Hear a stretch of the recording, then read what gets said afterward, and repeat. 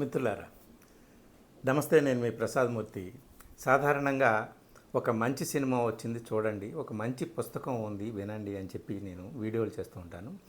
ఈ వీడియోలో మాత్రం ఒక దుర్మార్గమైనటువంటి సినిమా రాబోతుంది, అది చూడకండి అని చెప్పడానికే ఇక్కడ కూర్చున్నాను. ఆ సినిమా ఏమిటంటే the Kerala story 2. The Kerala story 1 ఎప్పుడొచ్చింది? 2023లో వచ్చింది.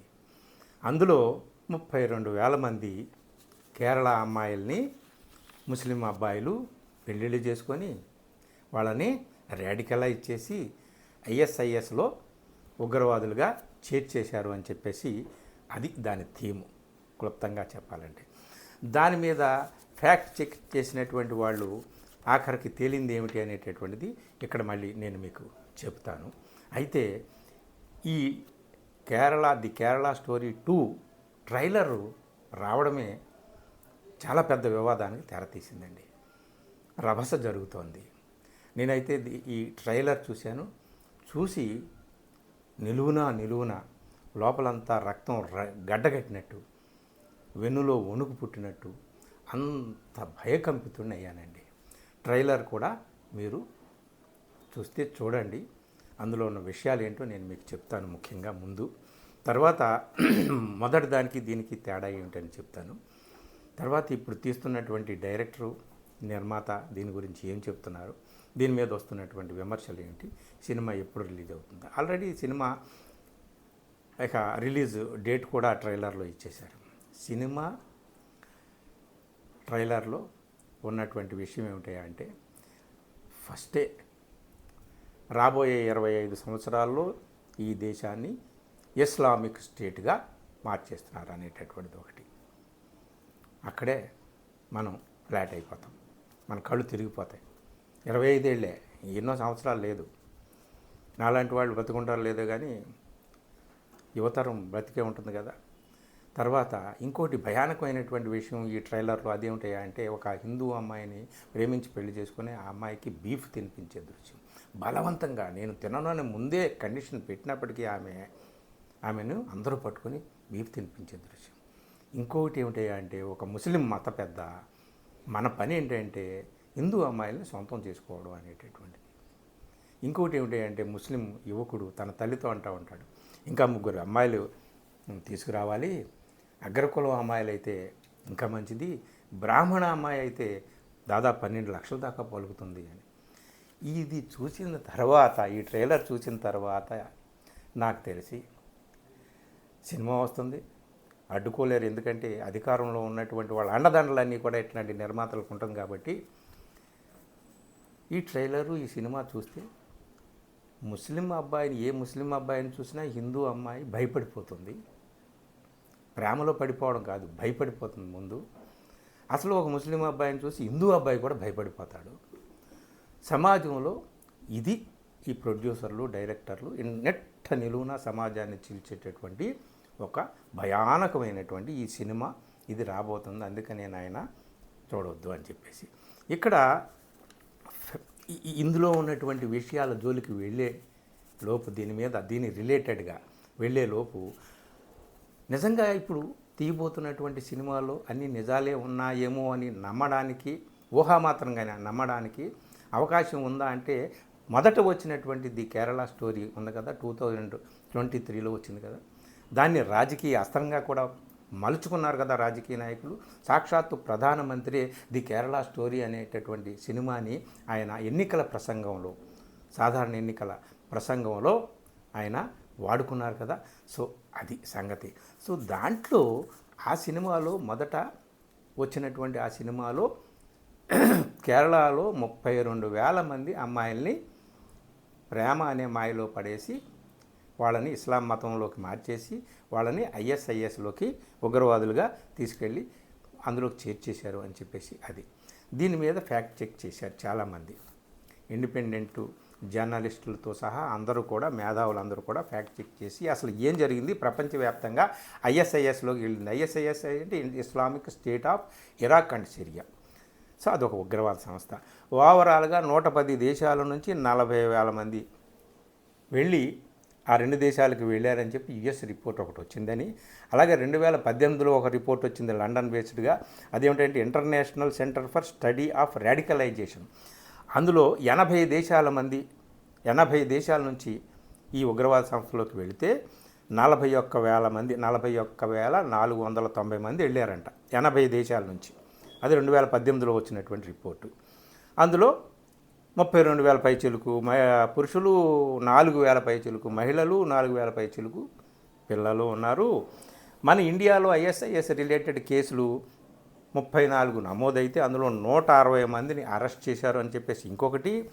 అలాగే యుఎస్ రిపోర్టు ఓవరాల్గా అసలు ఇంకా నిగ్గు తేలింది ఏమిటి అంటే యుఎస్ రిపోర్ట్ ప్రకారం 2020లో వచ్చినటువంటి రిపోర్ట్ 66 మంది ఓవరాల్గా ఇండియన్స్ వెళ్ళారు అక్కడికి, ఆ 2 దేశాలకి ఐఎస్ఐఎస్లో చేరడానికంటే. వాళ్ళలో 66 మంది వెళ్ళారు ఇండియన్స్ 2020లో రిపోర్టు. అందులో 13 మంది మహిళలు ఉన్నారు. అందులో కేరళ నుంచి వెళ్ళినటువంటి వాళ్ళు 6 అయితే వారిలో 3 మాత్రం కన్వర్ట్ అయ్యారు. ఆ 3లో 2 క్రిస్టియన్స్, 1 హిందూ అమ్మాయి అని చెప్పి, ఆ 1 హిందూ అమ్మాయి కూడా she is very happy with her husband అనేది ఫ్యాక్ట్ చెక్ చేసినటువంటి వాళ్ళు చెప్పిన మాటలు, నేను చెప్తున్నటువంటిది కాదు. కొంతమంది ధ్రువరాఠి లాంటి వాళ్ళు చేసినటువంటి వీడియోలు కూడా మీరు చూడవచ్చు. సో ఇప్పుడు ఆ తర్వాత పార్లమెంట్లో చర్చ జరిగింది. లవ్ జిహాద్ పేరు మీద ఎంతమందిని ఏమిటి అనేది కేరళ వాళ్ళే ఐడెంటిఫై చేసి అట్లాంటివి 2017లో లవ్ జిహాద్ పేరు మీద ఎన్ని కేసులు ఉన్నాయని చెప్పేసి ఐడెంటిఫై చేస్తే 90 కేసులు వచ్చినాయి. కేరళ ప్రభుత్వమే ఎన్ఐఏకి అప్పచెప్పింది ఆ 90 కేసుల్ని. సో 90 కేసుల్లో కూడా ప్రేమ వివాహాలు, ప్రేమించి పెళ్ళిళ్ళు చేసుకున్న మాట నిజమే, కానీ there is love but there is no jihad అని ఎన్ఐఏ తేల్చి చెప్పింది. అలాగే 2020లో పార్లమెంట్లో హోమ్ మినిస్ట్రీ తరపున కిషన్ రెడ్డి ఇచ్చినటువంటి ఒక ప్రశ్నకి ఇచ్చిన వివరణలో లవ్ జిహాద్ కేసులు చాలా అక్యురేట్గా ఉన్నటువంటి కేసులు ఏమీ లేవని ఆయన ఇచ్చారు. ఇదండి, అంటే మొదటి సినిమా 32,000 మందిని తీసుకెళ్ళారు కేరళ నుంచి అనేటటువంటిది పోయి 3 తేలి 3లో 1 అమ్మాయి తేలింది. అది అంటే ఫ్యాక్ట్ చెక్ చేస్తే అదంతా పచ్చి అబద్ధం అని తేలితే కోర్టుకు వెళితే కోర్టులో ఆ ప్రొడ్యూసరు, డైరెక్టరు ఏం చేశారయ్యా అంటే ఇదంతా ఫిక్షన్ బేస్డ్ అది ఇదని చెప్పి ఆ మొదటి సినిమా టీజర్కు ఉన్న డిస్క్రిప్షన్లో 32,000 అన్న మాటను తీసేసి 3 విమెన్ అనేటటువంటి మాటను చేర్చారు. సో మొదటి సినిమాకి ఈ సినిమాకి ఇప్పుడు రెండో సినిమాకి నిర్మాత ఒకడే విపుల్ షా, డైరెక్టర్స్ మాత్రం మారారు. మొదటి సినిమాకేమో సుదీప్తో సేన్ డైరెక్టర్ అయితే ఈ సినిమాకి కామాఖ్య నారాయణ సింగ్. సో వీళ్ళని అడిగారు. అయితే ఇప్పుడు ఎన్డీటీవీలో ఇంటర్వ్యూ చేశారు వీళ్ళిద్దరిని, డైరెక్టర్ని నిర్మాతని. మీరు ఏంటి ఇప్పుడు ఈ ట్రేజర్లో ఇట్లాగా బీఫ్ తినిపిస్తున్నట్టు ఇట్లాంటి దృశ్యాలన్నీ కూడా పెట్టారు కదా, ఎంతమంది అమ్మాయిల్ని పెళ్ళిళ్ళు చేసుకొని వాళ్ళని ఇస్లాం మతంలో మార్చి బీఫ్ తినిపిస్తున్నారు బలవంతంగా, మీరు ఏంటి ఉదాహరణలు ఏమిటి అని అంటే కేరళ నుంచి ఏం ఉదాహరణలు అని చెప్పకుండా వాళ్ళు కేరళ నుంచి అనేటటువంటి మాటను దాటేసేసి వాళ్ళు ఏం చెప్పారయ్యా అంటే మాకు ముంబై నుంచి చాలామంది అమ్మాయిలు మా దగ్గరకు వచ్చి చెప్పారు, ఢిల్లీ సమీపం నుంచి చాలామంది అమ్మాయిలు మాకు తెలుసు, వేల కేసులు ఇట్లాంటివి ఉన్నాయి, వాళ్ళు ఎవరు బయటకు వచ్చి చెప్పుకోలేరు అని చెప్పారు.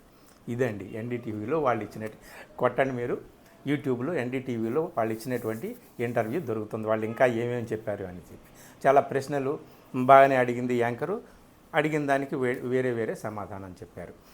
మరి కేరళ నుంచి ఉదాహరణలు మీరు చూపించలేకపోతున్నారు, ఇదంతా కూడా మన సెక్యులర్ స్టేట్ కదా, ఈ సామరస్యం దెబ్బతింటుంది కదా, వీళ్ళని ఇలా డిమనైజ్ చేసి చూపిస్తున్నారని చెప్తే నేను ఉగ్రవాదిగానే చూపిస్తాం కదా అని చెప్పి నిర్మాత చాలా తెలివిగా చెప్పాడు.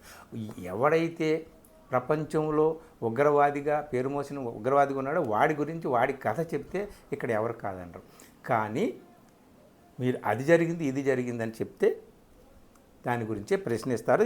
దీని ద్వారా మనకు ఉదయిస్తున్నటువంటి కొన్ని ప్రశ్నలు ఏమిటాయంటే కేరళ సీఎం ఏమన్నాడు, మాది secular state, so secular fabric being diminished అని అన్నాడు. ఆయన దీన్ని చాలా తీవ్రంగా వ్యతిరేకిస్తున్నాడు. 2-3 నెలల్లో కేరళలో ఎన్నికలు రాబోతున్నాయి కాబట్టి ఇదిగో ఈ సినిమా ఇట్లాగా తీస్తున్నారు. ఈ సినిమాలు ఇట్లాంటి సినిమాలు ఎందుకు తీస్తారయ్యా అంటే అధికారం కోసం రాజకీయ నాయకులు మతాన్ని వాడుకుంటారే, వాళ్ళు రాజకీయ లబ్ధి కోసం ఈ సినిమాలకు అండదండలుగా ఉంటారు. అలాగే డబ్బు దండుకుంటారు, ప్రజల మనోభావాలతో ఒక ఆట ఆడుకొని డబ్బు దండుకుంటారు. కేరళ స్టోరీ సినిమా 15 కోట్ల పెట్టుబడితో తీస్తే 303 కోట్లు వసూలు చేసిందట, ఇండియాలోను ఓవర్సీస్లోను. సో ఇక్కడ ఒక ప్రశ్న మనకి వస్తుందండి, 2-3 ప్రశ్నలు చివరిలో నేను చెప్పాలనుకుంటున్నవి. ఒకటి ఏమిటంటే ఈ ట్రైలర్లో before your daughter becomes next target, ఇట్లాగా భయానకమైనటువంటి బీఫ్ తినిపిస్తున్నటువంటి దృశ్యాలను చూపించి నీ కూతురే నెక్స్ట్ టార్గెట్ కాకముందే నువ్వు జాగ్రత్త పడు అని చెప్పి మొత్తం భారతదేశంలో ఉన్న ప్రతి ఒక్క హిందూ తండ్రిని హెచ్చరించినట్టుగా అయిందనమాట. నిజంగా కేరళలో ఇలాంటి ఇన్సిడెంట్స్ ఎన్ని జరిగినాయి, సాక్ష్యాలు ఏంటి, ఆధారాలు ఏంటి, వాళ్ళు ఎవరు బయటకు వచ్చి చెప్పరు అన్నారు. బయటకు వచ్చి చెప్పనటువంటి ఇన్సిడెంట్స్ని సినిమాగా తీస్తే ఇది దేశంలో ఒక వ్యక్తికో, 2 వ్యక్తులో, 2 కుటుంబాలకో, 3 కుటుంబాలకో సంబంధించింది కాదు కదా. దేశంలో ఒక అవిభాజ్యమైనటువంటి భాగంగా ఉన్నటువంటి ఒక వర్గాన్ని, మెజారిటీ వర్గం టార్గెట్ చేసేటట్టు విద్వేషాన్ని నింపేటటువంటి ఇలాంటి సినిమాలు తీయొచ్చా అని. ఉదాహరణకు ఒక ముస్లింని పెళ్లి చేసుకున్నటువంటి హిందూ యువతి బాధలు పడిందే అనుకుందాం, హింస పడిందే అనుకుందాం. నిజంగా కేవలం అది వాళ్ళకి సంబంధించిన ఆ ఇన్సిడెంట్కి సంబంధించినటువంటి వ్యవహారం అవుతుంది. మరి కేవలం ముస్లిం యువకుడు, హిందూ యువతి మధ్యలో జరిగినటువంటి హింసే అయితే మరి ఇన్ని కోట్లలో ఇన్ని కేసులు ఎందుకు, ఇన్ని గృహ హింసల కేసులు ఎందుకు, ఇన్ని అణచివేతల హింసల కేసులు ఎందుకు, ఇన్ని డైవర్సుల కేసులు ఎందుకు, ఈ డివోర్సులు విడాకులు పుచ్చుకోవడం ఇదంతా కూడా హింసలు, ఇవన్నీ కూడా ఇన్ని దారుణంగా, అంటే హిందువులకి మధ్య పెళ్ళిళ్ళు జరిగినా, ప్రేమలు జరిగినా హింసలు అనేటటువంటివి జరుగుతున్నాయి కదా. కేవలం ముస్లిం యువకుడికి హిందూ యువకుడికి మధ్యలో ఉన్నటువంటి, ముస్లిం యువకుడికి హిందూ యువతికి మధ్యలో ఉన్నటువంటి ప్రేమ వ్యవహారంతోనే హింస వస్తుందా అనేటటువంటిది చూస్తే మన దేశంలో కోర్టుల్లో ఒక్కసారి చిట్టాలు తిరగేస్తే హిందూ వివాహాలు ఎన్ని ఎన్ని ఎన్ని ఎన్ని హింసలతో కూడినటువంటి కేసులు మనకి ఎదురవుతాయో చూడవచ్చు. సో ఇదొక ప్రశ్న. ఇంకొకటి, కేవలం ఈ దేశంలో ఇలా జరుగుతుంది అని చెప్పి ఒక డైరెక్టర్కి, ఒక నిర్మాతకే తెలుస్తుందా? ప్రైమ్ మినిస్టర్ ఉంటాడు, హోమ్ మినిస్టర్ ఉంటాడు, రాష్ట్రాలకు సంబంధించినటువంటి చీఫ్ మినిస్టర్స్ ఉంటారు, పోలీసు వ్యవస్థలు ఉన్నాయి, నిఘా సంస్థలు ఉన్నాయి. మరి ఇవన్నీ ఏమైపోయినాయి? ఒక డైరెక్టర్కి, ఒక నిర్మాతకే తెలిసింది. అయితే వీళ్ళందరూ అనవసరం కదా, ఈ పార్లమెంట్లు, ఈ చట్టసభలు ఇవన్నీ అనవసరం కదా. డైరెక్టర్లు, నిర్మాతలు వాళ్ళ చేతుల్లోనే దేశం పెడితే వాళ్ళే ఏం చేస్తారో అది చేస్తారు కదా. మరి ఇట్లాంటి ప్రశ్నలు కూడా ఉదయిస్తున్నాయి అన్నమాట. సో మొత్తానికి మిత్రులారా, కేరళ సీఎం చెప్పినటువంటిది ఏమిటి అంటే సెక్యులర్, అంటే లౌకికత్వాన్ని వీళ్ళు రాక్షసత్వంగా మార్చి చూపిస్తున్నారు అనేటటువంటి మాట. దానికి బీజేపీ పెద్ద ఆయన ఏమన్నాడంటే, కేరళ బీజేపీ చీఫ్, ఆయన పేరు చెప్తాను, రాజీవ్ చంద్రశేఖర్. ఆయన కేరళ సీఎం అని ఇంకా 45 రోజులు కూడా ఆయన ఉండడు పదవిలో, ఆయన మాట్లాడే మాటలకు విలువ ఏంటని. అంటే ఎవరి సపోర్ట్ ఇట్లాంటి సినిమాలకు ఉంది అనేటటువంటిది మనకు అర్థమవుతుంది. ఏది ఏమైనా ఇట్లాంటి సినిమాలకు సెన్సార్ బోర్డు సర్టిఫికెట్ ఎట్లా ఇస్తుంది, ప్రభుత్వాల అండదండలు ఎందుకు ఉంటాయి, ప్రజలు ఎందుకు ఇన్ని కోట్లు డబ్బు ఖర్చు పెట్టి ప్రజలు ఎందుకు చూస్తారు అనేటటువంటిది మనకు చాలా ఆశ్చర్యకరమైనటువంటి ఒక ప్రశ్న అన్నమాట. సో సెక్యులర్ భావాలు ఉన్నటువంటి వాళ్ళు, సోదర భావం ఈ దేశంలో పరిఢవిల్లాలని, సౌభ్రాతృత్వంతో ఈ దేశం ఉండాలని, శాంతి సహజీవనం అనేటటువంటిది విలసిల్లాలని ఈ దేశంలో కోరుకునేటటువంటి వాళ్ళు ఎవ్వరూ కూడా ఇలాంటి సినిమాలను ప్రోత్సహించకూడదు, ప్రజలుగా ముఖ్యంగా తీసుకోవాల్సినటువంటి చర్య. అందుకని ఇలాంటి సినిమాలు చూడవద్దు అని నేను చెప్పేది. నిజం కాదు, అబద్ధమని మొదటి సినిమాలోనే తేలింది, ఇది కూడా అబద్ధమని ఇప్పుడు కూడా తేలుతుంది, వాళ్ళు ఎన్ని చెప్పినా సరే. కాబట్టి మిత్రులారా, మొదటి సినిమా అబద్ధమని తేలిన తర్వాత వాళ్ళు మార్చుకున్నారు కదా, టీజర్లోను అన్నింటిలోనూ కూడా వాళ్ళు మార్చుకున్నారు కదా ఆ సంఖ్యలు. కాబట్టి ఈ సినిమాను కూడా ఏదో చెప్పి మసిపూసి మారేడుగా చేస్తారు. 2-3 నెలల్లో ఎన్నికలు వస్తున్నాయి కాబట్టి ఎన్నికల టార్గెట్ వీళ్ళు అన్నారే, your daughter will become next target అని, నీ కూతురే నెక్స్ట్ టార్గెట్ కాబోతుందని కాదు, వీళ్ళ టార్గెట్ అంతా కేరళ ఎన్నికలు. అదే ఈ సినిమా వెనక ఉన్నటువంటి రహస్యం. అందుకనే ఇట్లాంటి చెత్త, ఇలాంటి విషాన్ని నింపేటటువంటి సినిమాలు మనం చూడకూడదు. మిత్రులారా, ఈ దేశంలో మనకి విషం తప్ప అమృతం దొరకదు, విషం తప్ప ప్రేమ దొరకదు. వీళ్ళు విషాన్ని నింపుతారు. విషాన్ని నింపుకొని మనం బతికి బట్టగట్టడానికి మనం ఏమి గరళకంఠులం కాదు కదా. పరమేశ్వరుడు అయితే విషాన్ని కంఠంలో దాచుకొని బ్రతకగలిగాడు, మనం బ్రతకలేము కదా. కాబట్టి ఆ విషం మన మెదడులోకి ఎక్కక ముందే మనం అప్రమత్తంగా ఉండాలి, జాగ్రత్తగా ఉండాలి. ఇలాంటి సినిమాలని ఆదరించకూడదు. అప్పుడే వాళ్ళకి చెంపపెట్టులా ఉంటుంది, వాళ్ళకి ఒక హెచ్చరికగా ఉంటుంది. ఆ హెచ్చరిక కోసమే ఈ చిన్న వీడియో. Thank you.